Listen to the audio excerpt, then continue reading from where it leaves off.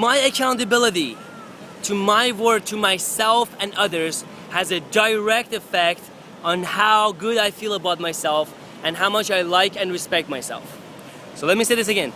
My accountability, that means how much I do what I say I do to myself and to others, has a direct effect on how much I like myself, how much I respect myself, and how good I feel about myself.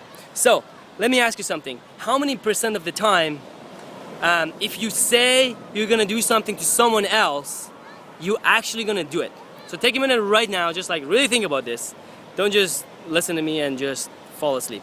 Really answer this. How many percent of the time, if you promise you're gonna do something to someone else, you're gonna do it? Think about it. Think about the last time you actually promised someone to someone like that, and actually give me a percentage. So you may think and you may say, like, I remember when my coach asked me this, my coach Roger Lane, when he asked me this, I think I said something like probably like 90% of the time, 90 or 90, maybe 95% of the time. If I say I'm gonna do something to someone else, I'm gonna make damn sure I'm gonna do it, or I'm going to.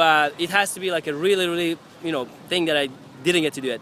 But that's that. Now let me ask you another question, and that is, how many percent of the times when you say you're gonna do something to yourself, you actually do? That's a whole other question, right? So it's like a lot of times we don't what we say to others we do, but when we say promise to ourselves, we make promises to ourselves all day long, and we just override them. So ideally we want to get to a place, and that is, again, this is like a long term, and this is like a process, and that is getting to a place where my word is law. My word is law, and that's the mindset that would be amazing to have. My word is law. That means if I say I'm gonna do something, it's just as good as done.